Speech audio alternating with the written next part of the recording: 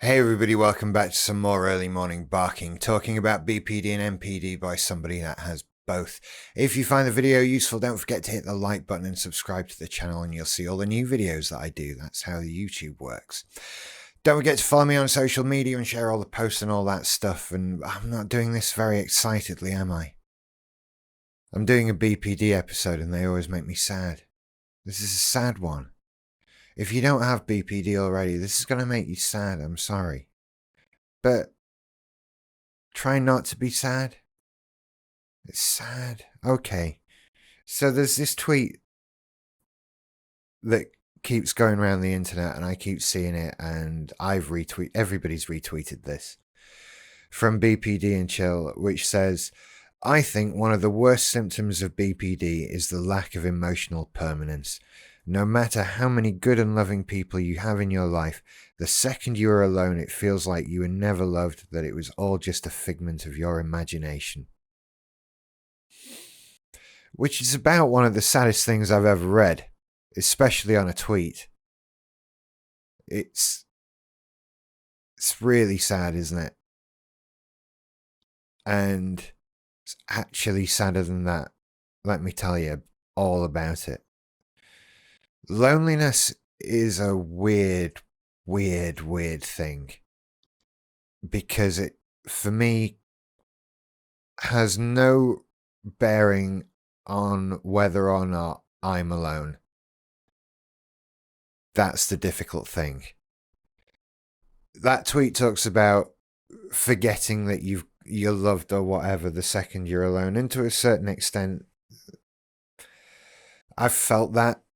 You know, I spend my days with somebody, but I come back here on my own at night and you're just immediately lonely. But, like I say, it's...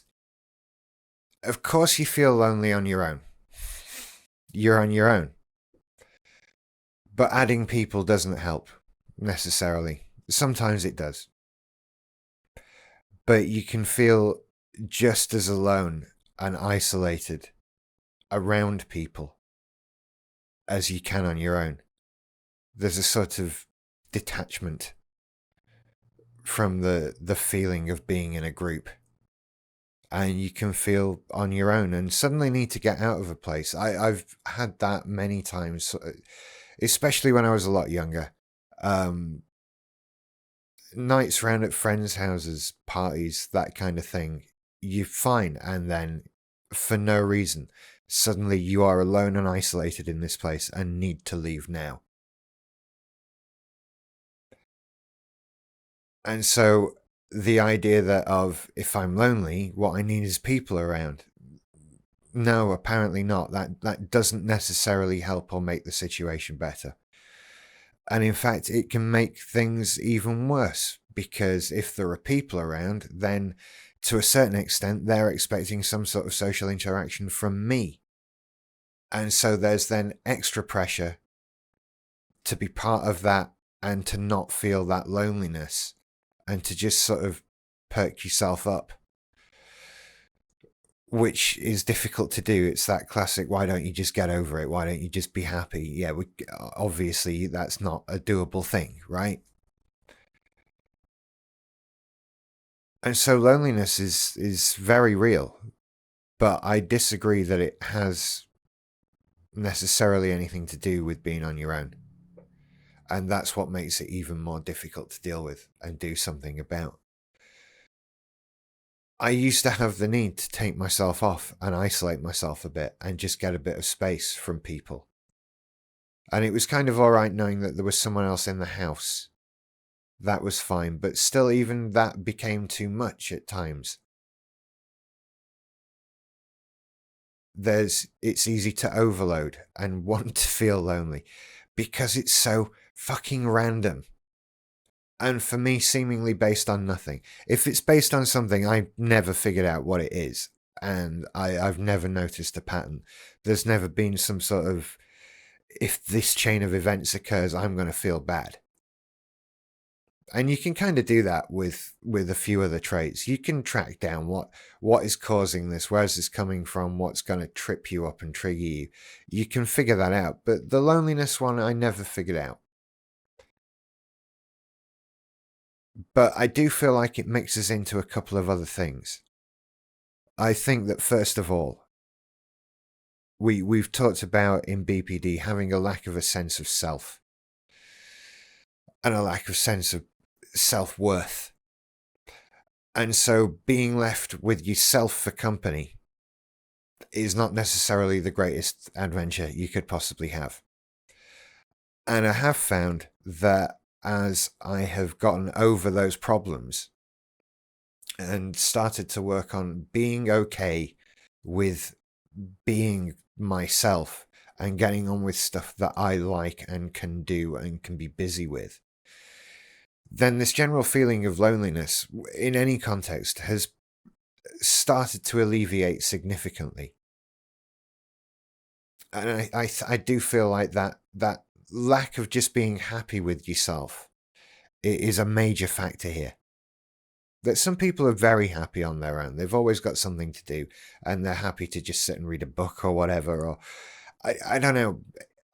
I've never been quite as happy just being me and just existing. I've always wanted this other option of people available should I need them, which makes me feel there's a certain sense of entitlement there as well. Like I just expect people to be there at my disposal, and when they're not, that becomes a problem, which might be MPD related. So there are elements here, and as I get over again that sense of entitlement to people, that's starting to alleviate a lot of stuff as well. Again, it's not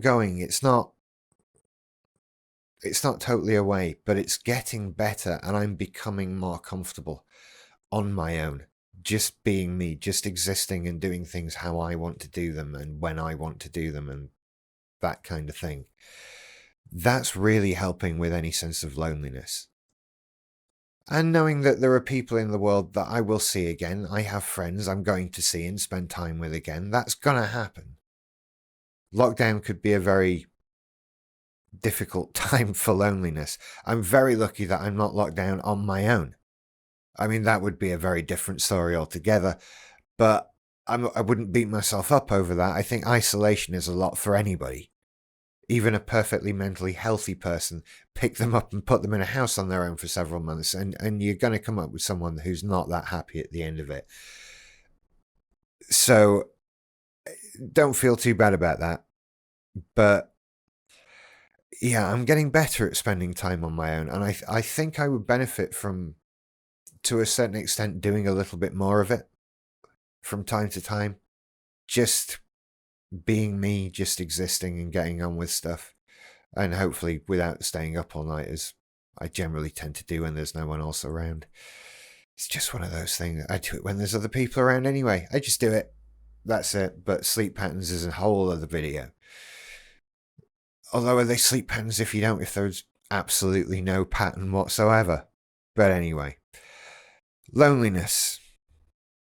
It's a constant. And for me, it's random.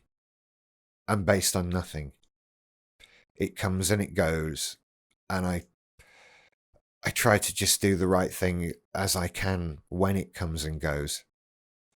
And like I say, it's starting to alleviate as I get a better sense of self, as I become more happy in who I am and what I do, and as I have more things to occupy myself with. I think it's another blanket of sadness style thing, the loneliness. You can wrap yourself up in it, or you can shake it off and you can get on with something. But I'm just talking for me there. I mean, if you can't do that, I'm not here to tell you that you're wrong or that you're doing BPD wrong or something like that. We all have our very own unique experience of this. But this is one I try to remain positive with, because it is starting to feel better. So if that in itself is any help, Just letting you know that it's possible for it to feel better. You know, it is a nagging thing, but it can be turned down significantly, and I'm kind of hopeful it can be turned off altogether, this one, because it feels like that. It feels like one of those that you can just deal with and make go away. If you have this, and I know you probably do, I mean, God, I wish you all the luck in the world with it, because it's not fun, and it is sad. It does sound sad, and it is, but I don't know. I'm starting to feel like it's not a real loneliness, like the blanket of sadness. Sadness isn't real sadness. I'd love to know what you'll think on that one. I kind of need more data to work with, but I don't think it's real loneliness. We'll talk more about what's real and what's not real in another video. Okay? You take care. I'll see you later. Bye.